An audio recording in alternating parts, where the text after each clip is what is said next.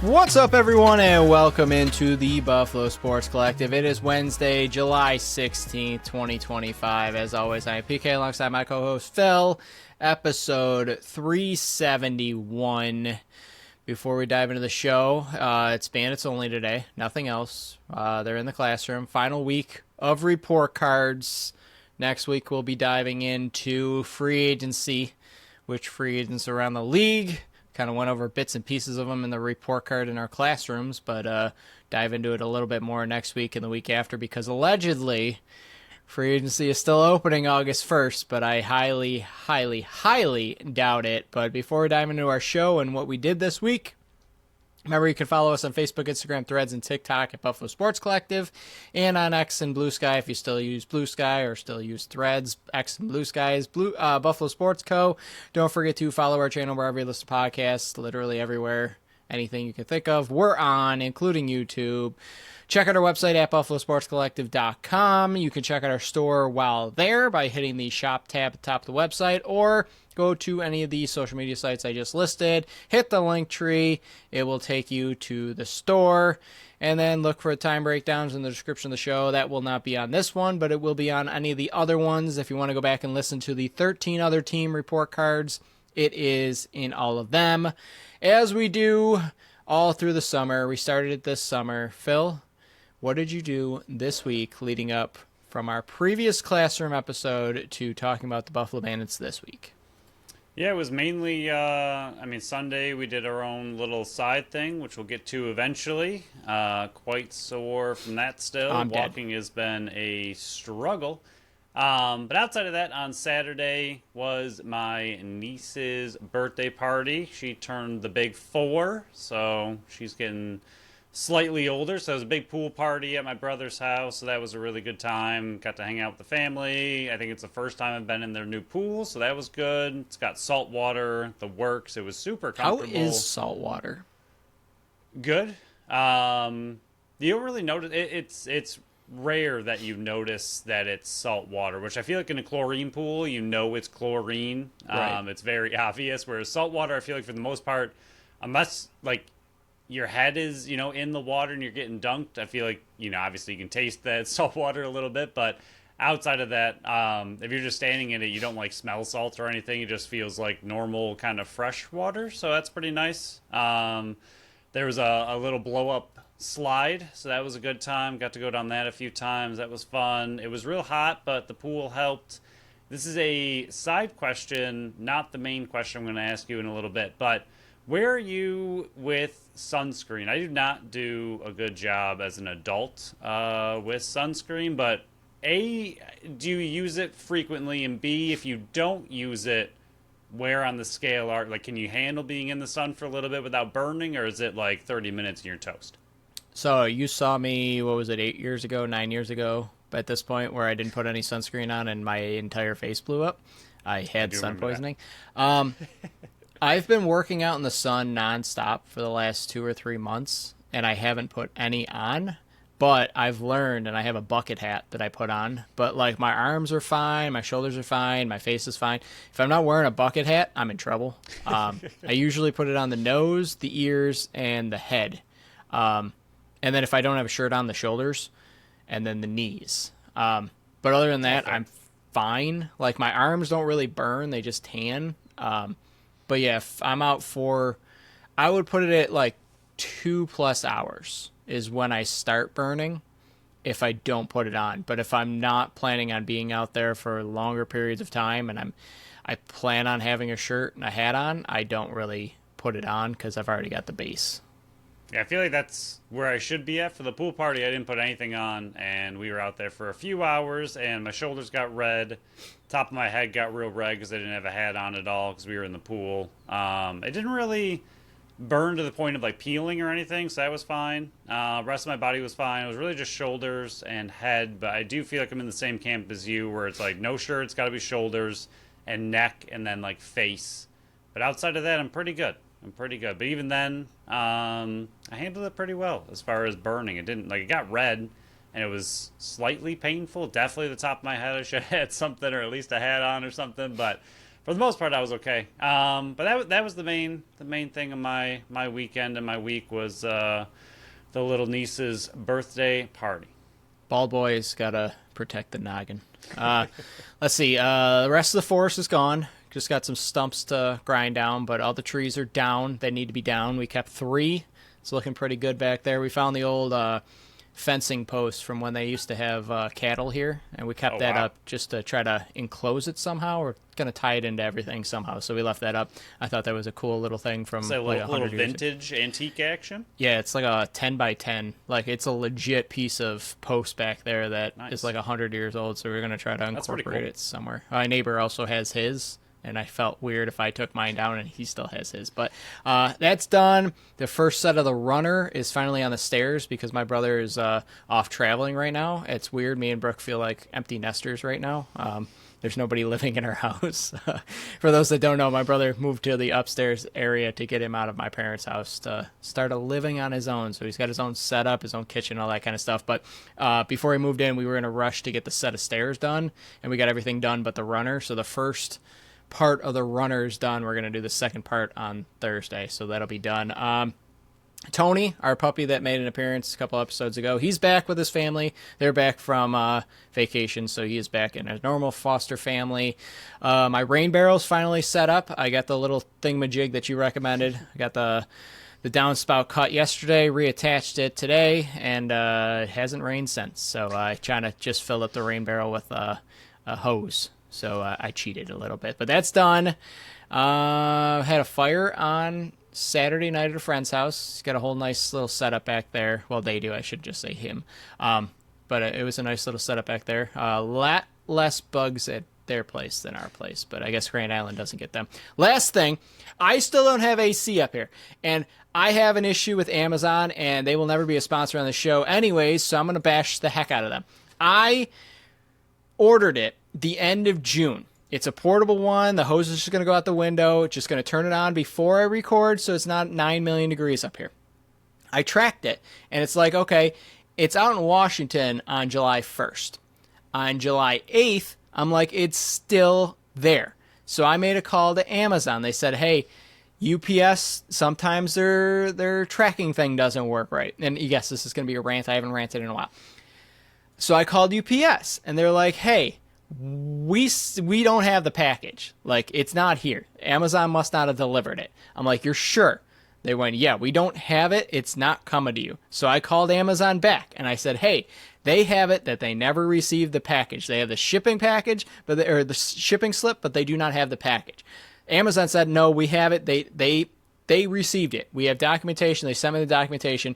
UPS has it. So I called UPS back, and I went, hey, they said they dropped it off. They said, okay, yep, we see that we had it. It's gone. It's not coming to you. I went, okay, so it's gone. Like, it's not coming to me right now. Again, this is July 8th. Remember, July 8th, it was July 1st when they allegedly got it. I ordered it June 21st, or 27th.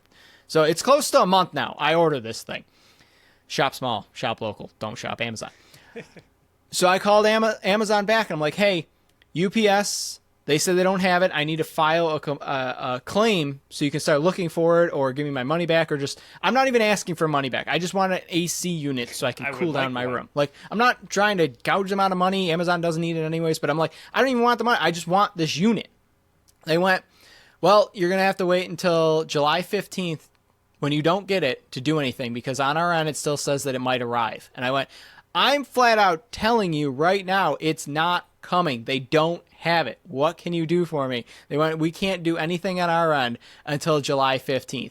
And I went back and forth with them for close to 2 hours, and they hung up on me multiple times, and I kept calling back. But I went, all these phone calls are being recorded, right? And they went, yep. And I went, so you can listen back in a week when I call you back that it's not coming, and I can tell you I told you so, and then you're going to have to do something for me, right? They went, oh yeah, we've read all the transcripts from when you've called before and all that kind of stuff. I went, okay, I want it on record that I am telling you July 8th right now, or whatever time I called, that I am not going to be receiving this because UPS lost it. I called you a week before that I am asking you to start a claim for it, and I'll just be calling back in a week. So when you're listening to this, I will be arguing with Amazon and winning my battle. I want my stinking AC unit. Like, I even went, so you guys already charged me. Well, we didn't charge you yet. I paid my credit card bill. The money's gone. Like, I gave you the money. I don't have the product. So you guys pretty much are stealing from me because I flat out said I'm not getting it. They lost it. It's gone. But Phil, don't shop Amazon. Amazon stinks. I hate them. My whole mission in life is to bring down Amazon and bring them to their knees and make them beg for my forgiveness, even though it's never going to come. I just want an AC, Phil. I got this tiny little fan that's blowing on me. It's 9 million degrees up here, and every time we record, it seems to be the hottest day of the week. It stinks. But yeah, I still don't have AC up here. I'm sweating. That's why I'm going to dab my head. But Amazon stinks. I don't get it. I really don't get it. I wasn't demanding a refund. I wasn't demanding anything. I just want what I paid for, and they can't do anything, so I'm going to have some fun on Wednesday. Yeah, they also wanted to force you to pay to remove ads now on Prime, which you're already paying for Prime, so they can go away. They have too much money. Jeff Bezos and your $50 million wedding. Get out of here. Yeah, so that's been my battle with Amazon. Hopefully none of you else have had to deal with that kind of thing. Of course, it's Amazon, so I'm sure you have. But before we dive into our classroom, one more time, we're promoting the 2025 Fan Cup, which will be back in Buffalo this coming Saturday for the first time since 2017. If you haven't listened to the interview with Herb, the 2024-25 Buffalo Bandits Fan of the Year, the captain of the Buffalo Brigade and one of the group organizers for this 2025 Fan Cup. We released the interview on Saturday. It's a great interview if you want to get more, if you want to find out more about what this event is, how it came about, how long it's been about, all the different charities. Go listen to that. It's still out. It's a fantastic interview. It's about 20 minutes. Thank you again, Herb, for coming on. But teams from Toronto, Chicago, Philly, Rochester, Minnesota, and North Carolina are going to be coming to Riverworks this Saturday, July 19th, to face off versus the hometown team, the Buffalo Brigade. The event is going into year 22 to help raise funds for different charities. This year, there's 4 different ones that were chosen: Native American Community Services of Western New York, Nickel City Canine Rescue, Buddy's Second Chance Rescue, and Greater Buffalo Adaptive Sports. They're going to be taking the field at noon. Can't wait to see that. The event is completely free to attend. Opening ceremonies kick off at 8:30. The first game is at 9. There will be basket auctions, silent auctions, cultural activities, alumni lacrosse player appearances, vendors, and many other activities to raise funds for this charity. If you haven't seen or didn't listen to the interview, Herb plugged it very, very late into the interview, but completely signed by every Bandit on last year's team. It's going to be a jersey with the nameplate is NLL Champs with the number 25, and all the players signed it. That is going to be a part of the giveaways, or I'm sorry, the silent auction, but you have to be in attendance for it. You can't just do it online. You have to be in attendance. So this is another big reason to go there, to check out their website. It's FanCup, FANN Cup.ca. It's a Canadian website. Remember, it's CA. They got more information there, or you can just come down, bid on that awesome jersey. Come say hi to me. Again, Riverworks the 19th. This is a great cause. Lacrosse is a great cause. Stay tuned for more information as they keep coming out. But this Saturday, final time we're promoting this. Thank you again to the Fan Cup 2025 for having us a part of this, because it's a great cause. Absolutely love it. And I absolutely love that they're getting the Greater Buffalo Adaptive Sports a part of it at noon. That's going to be a fantastic event, and can't wait to be there on Saturday. Yeah, I mean, that jersey you mentioned is a 1 of 1. So if you're a collector, this is the only time you can get it. This is the only one they're ever making like it, which is a pretty awesome thing that even the Bandits have done for this event, that they went out of their way to get this jersey very specially created for this event alone. But we've said it a lot. There's no lacrosse really going on locally in the area. I mean, the Bandits are done. So if you're looking for something, you want lacrosse back in your life, this is a really, really great event to go to. It's free, and what also is like just really big is what Herb mentioned on the interview, is that these charities that they picked are very small charities. They're not the huge nationally known charities. So every single dollar that goes into this event that goes back to those charities means so much to them because they don't make a lot and they can use every single dollar to their advantage. And I think you have mentioned it on the interview that even one single dollar means so much more, and they can stretch that $1 so much farther because they're small local charities. So it's a really great free event, but go have a great time. Go get to see some local lacrosse for an amazing event, and should be a lot of fun. So, Phil, take a seat. Everyone else, take a seat. We're entering the classroom for one more report am I card. asking you my random question? Okay, hang on. Teacher, hall pass. Thank you. Okay, go ahead. Go ahead. All right, so this came to me. It's along the lines of the what is it, 100 men versus one gorilla thing, or Okay. 100 humans. But it's very different. But I watched 27 years later recently, and I want to see it. I didn't love it, if we're being honest. But I don't want to see it then. Keep my opinion to myself, I guess. But you versus one zombie, you get one sharp object, and you have to go. How many? Not you versus one. How many zombies do you think you can take out when they're the slow ones from, we'll say, The Walking Dead, where they're kind of slow and dumb? They can be fast at times. We're going to call them the slow ones. Or you have, like, the really fast ones in 27 weeks, 27 days. They're all pretty dang fast. I Am Legend. I don't think those are really zombies, but they're really fast. So you get one sharp object of your choice, and then how many slow zombies do you think you can take out at one time, and how many of the fast zombies do you think you can handle before they get to you? So I'm like trapped in a room and they're just coming through the door? Yeah, just waves. Okay. Fast, one. That's You what get I the was first thinking. one, and then I'm hoping it somehow is a really big one and it jams up the door. Slow ones, two. Only two? I'm a little guy, got short legs. My sharp object is going to be something with a little bit of a distance. That's what mine was going to be. Maybe like a sword of some sort. Yep. But yeah, I put it at two. I really don't. I don't panic in most situations, but I feel like it's sort of like, everybody knows I can't swim. If you're just listening to this, I can't swim.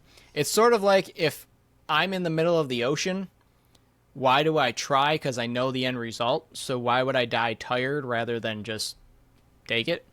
That's kind of what this is. I already know my time's coming. There's no back door out of here. There's no windows. I'm trapped in this room. I can probably get two done, and then I'm just going to be like, oh, and just take it. Because it's, again, I'm going to be tired. Why just take it and die peacefully? We'll say, I if guess you it wouldn't could- be peacefully. I don't know. Yeah, I was trying to figure out a way to, like, if you got to 10, they would let you out. Do you think you get to 10? Oh, if I have a goal, I'll Yeah, if give you it a have a try. goal. But yeah, that's like, okay, the boat's right there. Let me Right. try to swim to it. This is Right. like the true. exit's right there. If I got a goal, I'll You try. gotta get through 10 slow Okay. zombies to get to the exit. Can you make it? I think I'll get to 6 or 7 before I'm thinking, like, how many more do I got? And then I'm going to be looking on the ground like, is that part of 1 or is that 2 there? That's 4 hands over there, so that's definitely at least 2. And then while Oh, you're yeah. looking down, they get you. Then they swarm. Yeah. Is it like 1 through the door, then I get a break? Or is it like 1 through the door, 1 through the door, 1 through the door, 1 through the door? Yeah, I feel like it'd be pretty consistent. Not Like every really. 5 It's not seconds? one at a time. Yeah, it's like a quick wave, like every 10 seconds. So if you get through that first zombie quickly, then you get a little bit of a wave. You start to get backed up, they'll pile in on you. Not to be gory, but I hope the first one doesn't get stuck on the sword. Yeah, I was thinking a katana for sure would be my weapon of choice, which is, essentially an extremely sharp sword. Fast ones, I also agree. Like 1 at best, and I'm probably screwed. The fast ones are horrifying. I hope that never becomes a thing. Fast zombies, I feel like just take me out early in that situation. I'll join them. That's fine. Slow if you try ones, to I think reason I it with could. them? I feel like I could get through 10 if I like you said, if I had a goal of 10 to leave the exit. I feel like I could get through 10. Especially katanas are real sharp. I feel like you're just chopping heads pretty easily. I feel like I could do it. I think for the fast ones, I'm just going to try to reason with them. Fast, I'm screwed. Like, I got crackers. You hungry? I'll try to do that. But yeah, we've went on long enough. We'll get into the classroom now. Buffalo Bandits 13-5, first in the league, first throughout the playoffs, and won their third straight title, fifth straight finals. 242 goals for, which was 13.45. First in the league, 195 goals against. I said only 2 teams were under 200. It's incorrect. It was 3. 10.83 a game, which was good for third. Season overview, Phil, they were 7-0, ended up 11-2, then went 2-3 in the final 5. Everybody was panicking as Buffalo going into the playoffs a little too slow after a fast start. They went 5-0 in the playoffs, 10.3 goals for, 7.17 goals against. Dane Smith was your offensive MVP for the year. Ian McKay was your finals MVP, even though that's a playoff MVP, not finals MVP. I'm changing the name for it, even though the NLL won't. But what was your thought overall for the Bandits season? Yeah, first off, they went 5-1 in playoffs. 5-1, thank you. You were close. I have it right on the sheet. You do. For the reading I just stuff. can't read well. Yeah, the offense went from 237 goals for to 242, so essentially the same. You saw Fraser and Nanticoke lose some points. Cloutier went from 68 points down to 37, but it's because I think all 3 of them kind of changed their roles on this offense and what they did. Buchanan raised his game with 55 points and a career-high 34 goals, and then the big one stealing points from everybody was Ian McKay, jumping from 29 points to smashing his career best 54 points and 37 goals, both ridiculous. And then last season, Josh Byrne finished with 135 points and Dane with 134. This year, Josh had 134 and Dane almost had 135, but he had an assist taken away from him, so he was also at 134. And that level of elite consistency is ridiculous. To put up back-to-back 134-point season, 135-point seasons, both on the same team, both essentially eating into each other's points. Absolutely insane. The offense, like you already mentioned, number 1 in the league. They looked like it pretty much most of the season. Yes, against San Diego, they only scored 5. Yes, there were times they struggled, but for the most part, when they needed to be elite, they knew what to do. On defense, Nick Weiss had the career year. You had your typical performances from Priolo and Martin. Dawson smashed the block shot record with 53.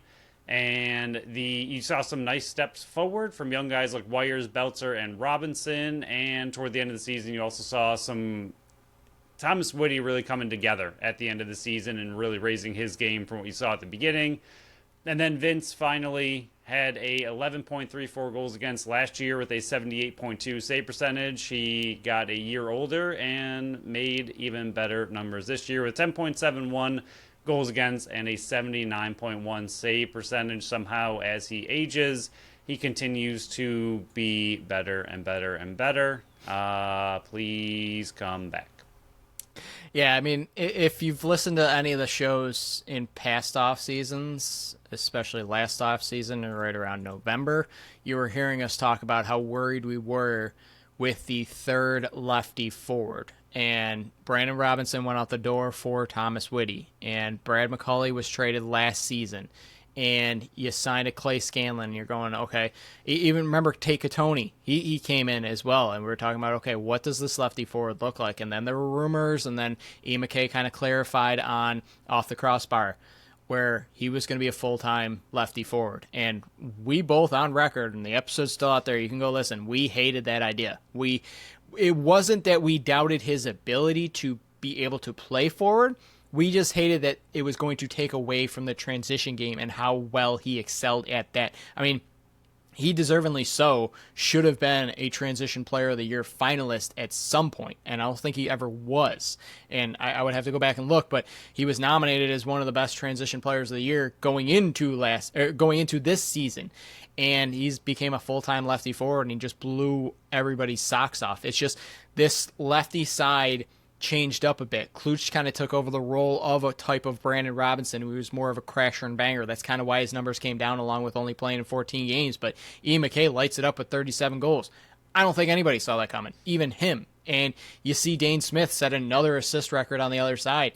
the righties, Nanico kind of took a step back. Chase Frazier kind of changed his game a bit, and he became more of an off the box score type of player. And you kind of see with Kyle Buchanan setting his own goals record at 37 years old, and then even Lucas Nielsen gets in 2 games. I'm really excited to see what he brings either next year or the year after that. And then you look at the defense.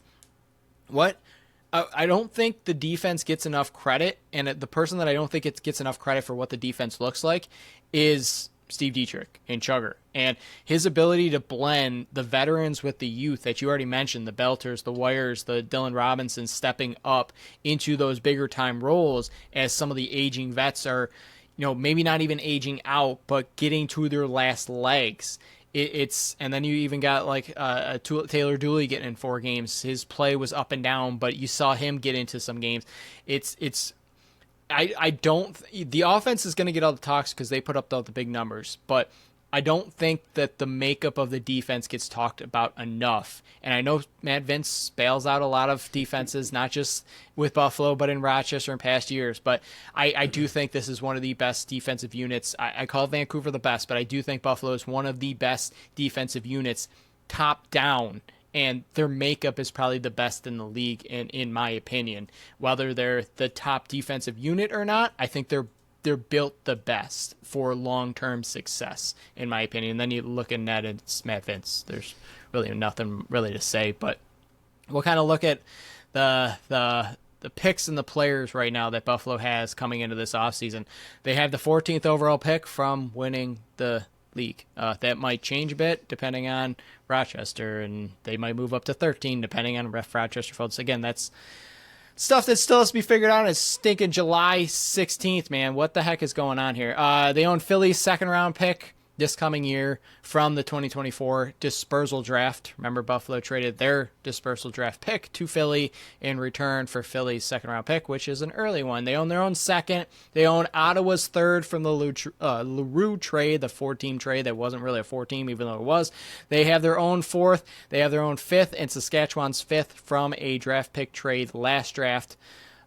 So they got that. And then they got 3 players on the draft list. Luca Anton Giovanni, the 8th overall pick last year. They have Angus McDonald. He was the 57th overall pick last year, but he signed a 3-year deal in March with the Dallas Stars. That's the hockey team. And then Bryce to him. Yeah, congratulations. Awesome. Probably won't be seeing him anytime soon, but Buffalo says his rights. Bryce Cordingley, 65th overall pick, played with North Greenville University last year, 14 games played, 11, 7, and 18. And then I forgot to mention Luca is a real estate advisor right now. But yeah, Isn't he, because I know we've discussed it, isn't he West Coast as well right now? I believe he's playing West Coast right now. Well, not playing, but I believe he lives West real Coast estate right now. out there. He's going to be somebody to monitor this coming offseason if they get a deal done with him, if he still wants to play lacrosse and so on and so forth. But it's not like Buffalo wins a championship because they moved all the youth and the picks and everything. They're still set up so well for the future, and that's another reason why I don't think Chugger gets the recognition he deserves, is because how well set up they are for the now. As you've seen, 5 straight appearances, 3 straight titles. But moving forward as well, it's not like their cupboards are bare. They still have some nice either trade picks or youth that they can also bring in along with their recent draft picks that have been making a big-time staple and name for themselves in the Buffalo Bandits lineup. Yeah, I mean, they have a lot going on, as you just mentioned, and I think it's going to be another very interesting offseason. All the NLL stuff aside, just for the Bandits alone, I mean, the biggest thing, it's obviously the big thing for the Bandits offseason is Matt Vince. And I think whatever he does really changes what the Bandits do, which is why it's just so critical to either get him back or whatever happens with him. I think he would obviously tell them sooner than later. They might not tell the fans, or they might not tell us anytime soon, but hopefully they know sooner than later, so they know which direction they need to go, whether it's, and I'm not even just talking about goaltending, I'm talking about like the whole team, which we've talked a lot about with Vince, is if he comes back, you are 100% going for it all again. You're going for the championship, and that's it. And you're doing whatever you can to bring players in to support that goal. You don't care about the 14th overall. You don't care about any of your draft picks. If you can trade those away to get now talent, to get older talent, to get veterans, like whatever Vince does has a huge impact on what Buffalo does in the draft and what they do in their offseason and what direction they want to go. If he stays, you're bringing in veterans to hold this team together, to piece it back together and go for it again. If he leaves, I think you see this team shift not mightily away, because it's still, their window's still open. Anytime you have a Dane and a Josh, and the rest of the lineup is still quite stacked even without Vince, but he's kind of the glue that holds the championship team together. So if he's there, I think you get the older guys, but if he's gone, I think you could see them move toward maybe trying to move up in the draft with some of these picks, maybe try to get some of the people that we've mentioned in the previous shows and previous episodes on other teams that are younger, to bring them into camp to try to add more youth to the team rather than these aging veterans for one last season, because you want that veteran experience. You don't want to bring in a rookie to a team that is championship ready. So it really does, to me, all depend on what Matt Vince does, which is crazy, but when you are arguably the number one all-time NLL lacrosse player ever, not just goalie, it makes sense that whatever his future holds kind of determines where the team's going to go. But I think it's hard to predict, and I think if we're going to look at this, because it is a Bandits only episode and we have some time to discuss it, I think we have to kind of look at it as plan A with Vince and plan B without Vince, and kind of look at those two avenues, because I think that it really depends on where the team goes is kind of what his decision ends up being.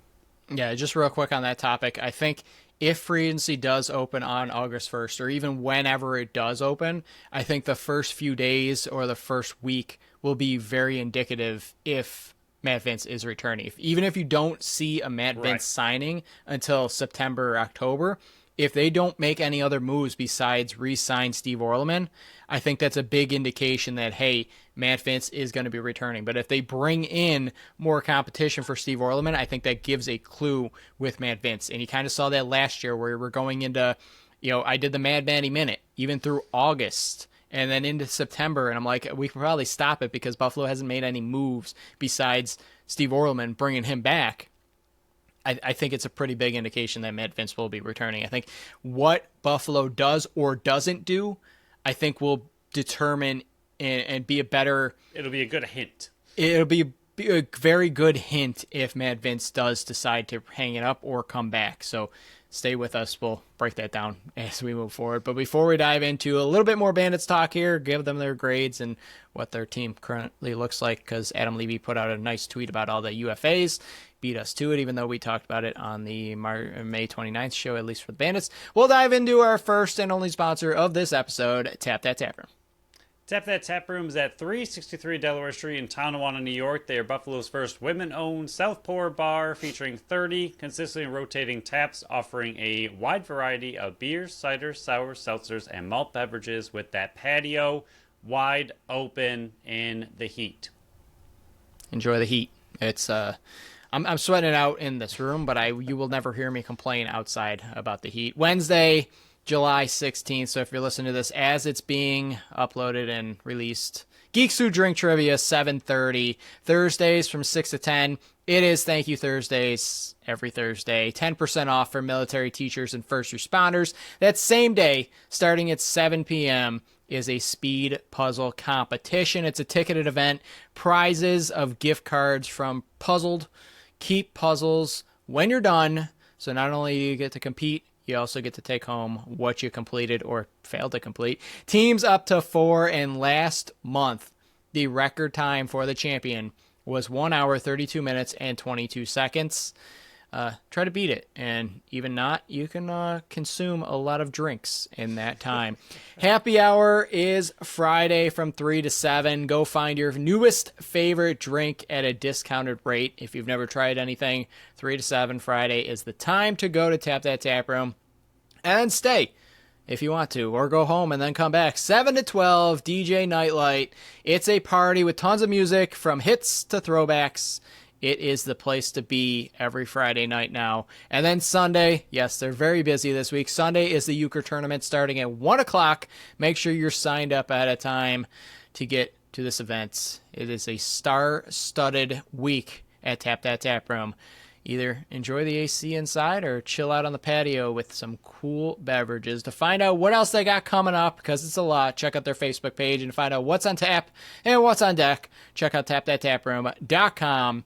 Yes, Adam Levy put out the nice tweet about the UFAs, but do not worry. We've been trying to say all offseason, a lot of players manage this because the CBA is up. I don't think you're going to be seeing a lot of players signed to deals with teams or new teams, especially new teams, because can't until UFAs open up or free agency opens up. But I don't think you're going to be seeing a lot of players re-sign to their former teams or current teams until the CBA comes out, because unless it's Halifax for whatever reason. But a lot of players want to see what the CBA looks like before locking in a current rate, because they might be able to get more with the team if they sign after CBA. Again, a lot of things break down there. But under contract, Josh Byrne has 4 more years. Dane Smith has 3. Ian McKay has 1 more year. So if he goes out and does this again, Chugger might have to be opening his own personal wallet. But that is who is under contract for the Buffalo Bandits.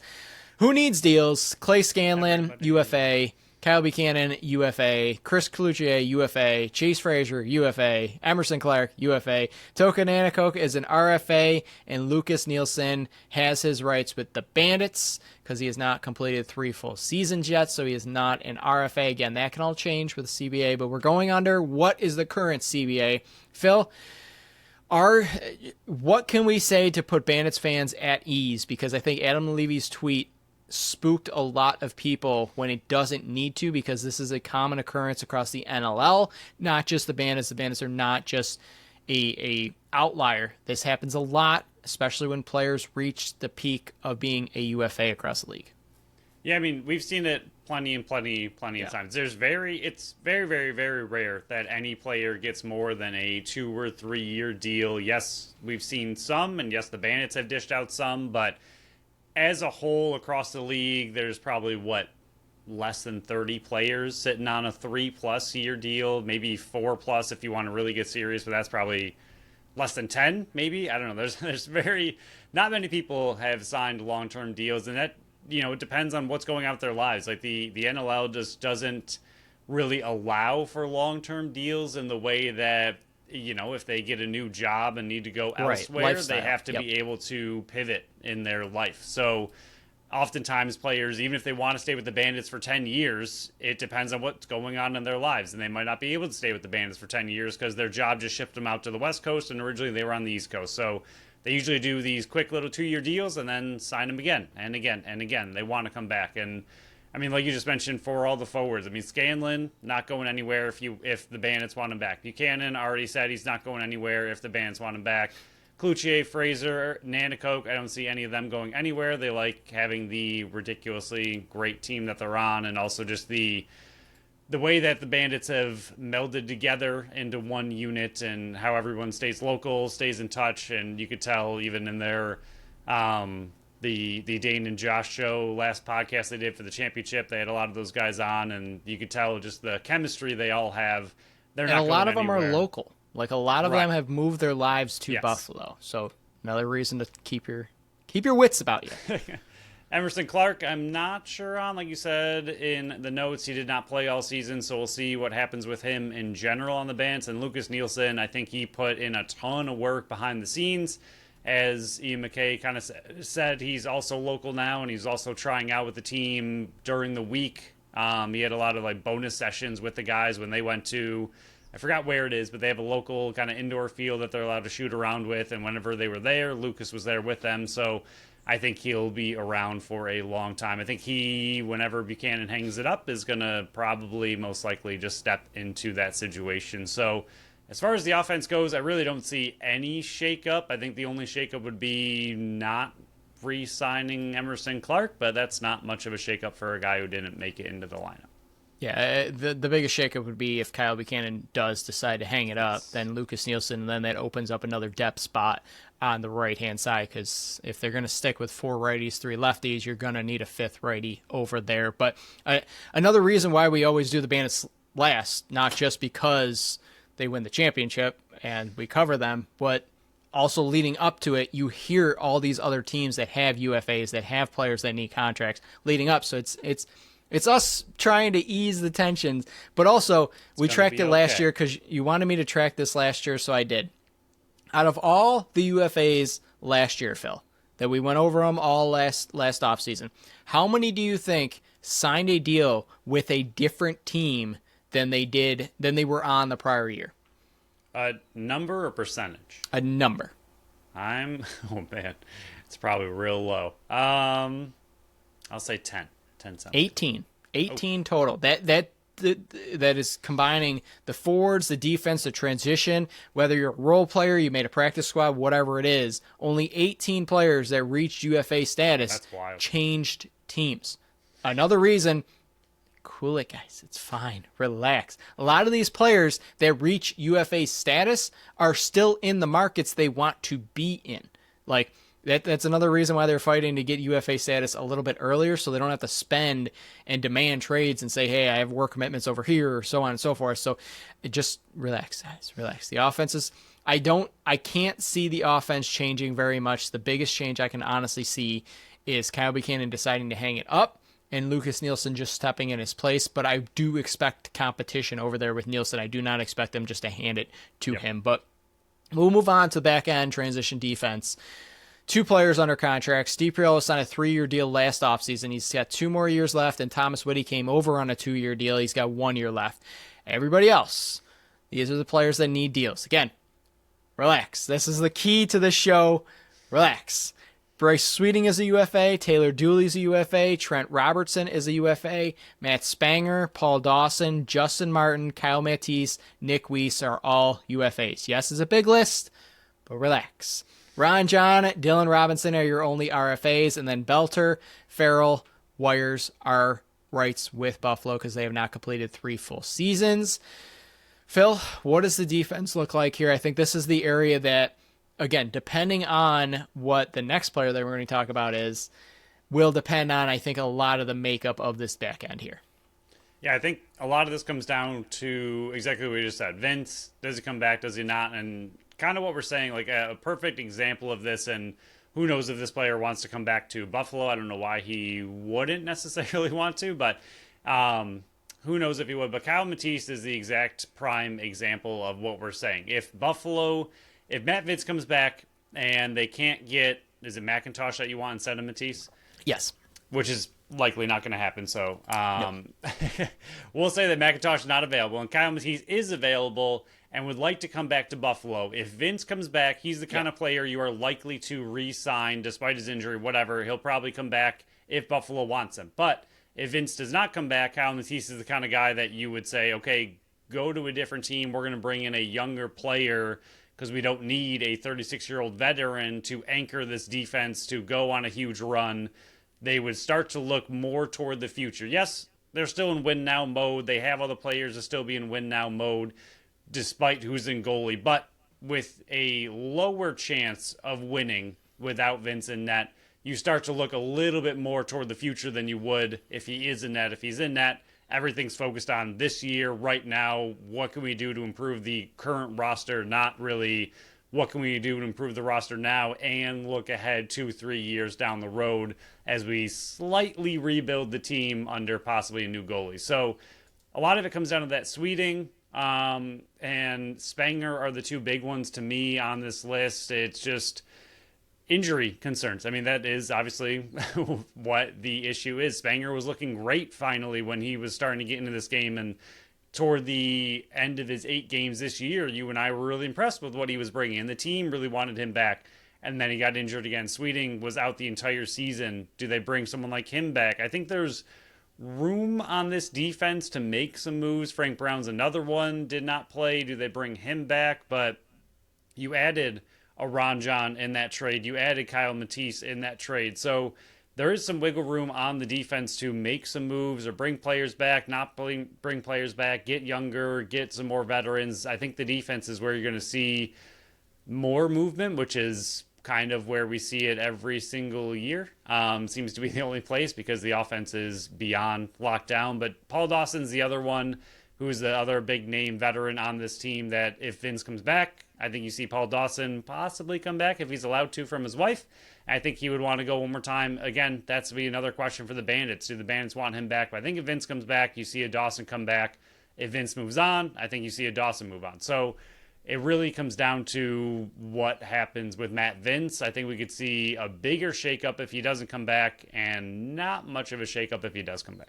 Yeah, I think you summed it up perfectly right at the end there. I think a lot of what happens on the defense comes down to, does Matt Vince return to the pipe? And my thing with Kyle Matisse is actually a little bit different than yours. If Matt Vince isn't back, I think that's even bigger reason to bring a Kyle Matisse back, so you have more veteran pieces in front of a defense, because you have Josh Byrne, you have Dane Smith, both in their peak prime careers. Right. You do not want to be wasting years of those with Steve Orleman and net, and then you got a bunch of other younger, inexperienced players in front of him. Exactly. Again, he could be a star-studded player, but you don't want to change up completely in front of him when he's practiced with these players before. So if Matt Vince doesn't return, I do think that's even more reason, if Kyle Matisse does want to return, that you bring him back, because he already knows the system. He doesn't have to learn it, and he's already played in the league for many, many years. Matt Spanger and Bryce Sweeting, I think both of those are exactly what you mentioned, the injury concerns. Bryce Sweeting I think he was fully healed. With a young family and his work commitments, I think that might have played a bigger role than his health, but he was hurt prior. Does he decide just to hang it up and focus on his family and his full-time career, or did he take that full year off with the new family and he's ready to come back? That'll be an indication, okay, does he want to come back? If Paul Dawson doesn't return, there's a spot on special teams for that. Matt Spanger, is he going to be ready next year? Because he was ready this year, but the injury looked pretty bad. Yeah, non-contact. That wasn't good. Nick Weiss, assistant captain, I can't see him going anywhere. Justin Martin, same thing. Not assistant captain, but I can't see him coming anywhere. Taylor Dooley, Trent Robertson, bring those guys back. They were on the practice squad. That's why they're UFAs, weren't on the active roster. But it comes down to Paul Dawson. Does Matt Vince return? If Matt Vince returns, I think Paulie Dawson, if Buffalo wants it back, he will be back. To me, the biggest question mark is a guy like Ron John, who was a healthy scratch all through the playoffs. You saw what happened to Justin Robinson. I think a lot of that had to do with health, but they moved him because he just couldn't crack the lineup when Kyle Matisse was back. He was the odd man out as a healthy scratch. Is there a spot for him, or do they decide to move on from him as well? That's my biggest question there. Anton Giovanni is the other one. Like exactly. If they sign him, he's a first-round defender, so that, again, takes up a spot as well. Yeah, 100%. I think a lot of this comes down to what's in net. And Evan C. Constantinopoulos, again, wrong. We're going to have him on the show just to let us know. He's a protected practice player, so his rights are staying with the team. That's another reason why he was on the practice squad, but you kind of locked him into a deal there. He's not going to hit UFAs. Steve Orleman, he's an RFA, but Matt Vince, he's a UFA. We'll pretend real quick Matt Vince decides to hang it up after a three-peat. Steve Orleman here. Only played in 12 minutes this year. Only played in 46 the year before that. But with New York in 2022 and 23, he was 3-9, 14.02 goals against, and a 75 save percentage.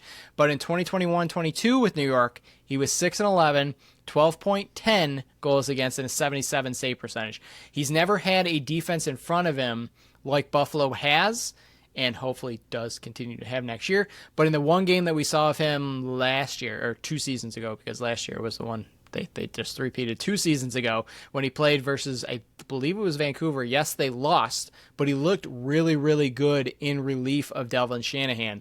So I do think there's more meat to the bone than we have seen from Steve Orleman. Yeah, I think it's just tough. I mean, I know people have been screaming for some extremely ridiculous reason to get him some play time. That's not what you do when you have a team that has been to 5 straight finals. You don't look toward the future at all in those situations. When your future is the present. Exactly. I mean, teams would give anything to win 3 straight finals and go to 5, then those teams are not worried about their future. They're worried about the now and trying to knock off the Bandits.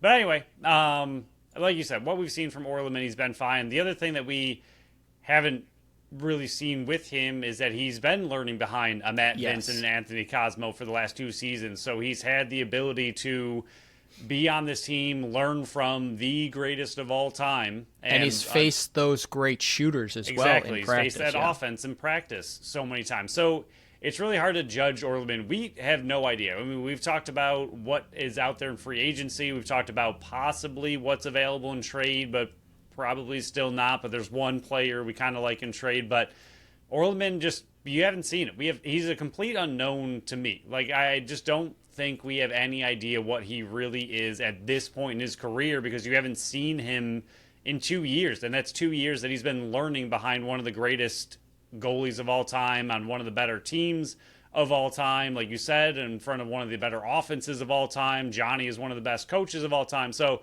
he's got plenty to prop him up for these last couple of seasons of youth and development. He's only 26. It's not like he's a 33-year-old journeyman. Right in the prime. Right. He's still very young. These goalies sometimes take a little bit longer to come along. Look at Zach Higgins. He's a little bit up there in age. Just had one of his best seasons of his career. So it's really hard for us to sit here and say Orleman's not the answer, because we have no idea. Hopefully the Bandits, they should know, and we don't. But we haven't seen it. And until you get a full season with Orleman, or even a few games with Orleman, I don't think we have any idea how good or how good he isn't right now in his career, because you just have not seen any sample size of it, other than, like you said, when he came in relief, he did look good for those brief minutes a couple of years ago, and then after that he hasn't been needed at all, which thank goodness he has not been, because you want a very healthy Matt Vince winning 3 straight finals. So it's hard to judge, but no matter what, if Vince does move on, you've already said it multiple times that some way, somehow, they have to find some competition for Orleman, whether it pushes him to be even better or is simply your backup goalie because Evan C. isn't ready to be an NLL backup just yet in his career. So they have to bring somebody in at some point to hopefully be a challenge to Orleman, to push him to be the true 1A on this team in the future. More than anything, obviously, we still want Matt Vince back, but I think, like you just mentioned, I mean, early in free agency, if you see them bring a goalie in, I think that's a bad sign for Matt Vince coming back. But if they don't bring anybody in, like you mentioned, then it seems like maybe that's a positive sign that he'll be back again, even if it's not official. Yeah, and even if they do believe that Evan C. is ready to have that backup role, they're going to have to bring somebody in to have a third goaltender, because you're not going to want to sign some. You're not going to want to run into what happened with Saskatchewan last year, where they had to have Keegan Bell be their backup goaltender in the game. Like, what happens if Thomas Kazak has somebody run into his lower leg? You're going to have to rely on Keegan Bell to go in there in a meaningful game. So and the big you're thing, always sorry, not to cut you off, but one thing we briefly discussed on this episode is, even with Vince gone, this championship window is still wide open. Like you just mentioned a little bit ago. More difficult, but still wide open. But the big thing is Dayton and Josh are in their prime. So Dietrich knows that he can't miss this opportunity. Like, just because Vince moves on, he still needs to be in win now mode. It's not a Vince moves on, okay, tear it down and rebuild. Like, this team is still here to win a championship. They still have the pieces to win a championship, and you have arguably 2 of the best in the entire league on this team still in their prime. Like, he can't waste this. He can't wait 2, 3, 4 years to get a goalie and be like, okay, now we can go again when they're 35, 36, 37 years old toward the back end of their careers. Like, this team needs to keep pushing every single year while you have 2 of the greatest on your team in their prime. Like, you can't sit back and wait for a goalie to be ready. So even if, like you just mentioned, like, I think we'll say Orleman's their next guy up and Vince moves on. If Orleman gets injured, I don't think they can trust an Evan C. to be their starting goalie, even in that situation. Not even just necessarily a third goalie, but can you really trust him to step up and be, okay, like, can you take this team to a championship? I mean, no offense to Evan C., he's only 20 years old, so he could, and he's another player we just haven't seen much of. So is it possible? Sure. Is it likely? Probably not. So I think they'd still have to bring somebody in that, even if it's not a star-studded goalie, it's someone that they possibly trust a little bit more to piece together until an Orleman injury comes back, or whatever it is. Because this team can't sit back and wait for, a goalie to fall in their laps, because as we've seen across the NLL, it's not going to happen. Yeah, there's not very many No. pieces out there. But yeah, again, like we've said multiple times on this episode and what we've said in the past, what Buffalo does early in free agency whenever it opens will be a big tell if Mad Vince, what they do or don't do, I should say. Hopefully they don't do anything. That's what we're rooting for. When free agency opens, you don't want to see a G next to any of these players' names because that is a bad hint that Mad Vince is probably going to hang it up. But you're in the classroom for a grade. I think A plus is probably a solid grade. I don't I really. think it's all right. Yeah, I think they did what they needed to do. 3 straight titles, 5 straight finals. It's pretty good, I guess. It's pretty good. Yeah, A plus. Don't really have anything else to say with that one. Wants, instead of trying to find somebody to bring in, let's just run it back, right? Like re-sign Frazier, Klutch, convince Bucky to come back for one more year. Sign him to a 3-year deal, even though you can retire after one. Blah, blah, blah. Scanlon, bring him back. Nanakoke, Nielsen, bring them back, obviously. Dooley, I liked his game. Dawson, convince him to come back. Talk to his wife. Can talk to Matt Vince. Weiss, Robinson, Martin, Orleman, Vince. Pretty much bring all the main pieces back. Sign Luca, Anton Giovanni. I really want to see him come into the league and see what he has. He was drafted 8th overall for a reason, so hopefully his other commitments outside of the game of lacrosse do not hinder his ability to come play for the Buffalo Bandits or at least try out for them.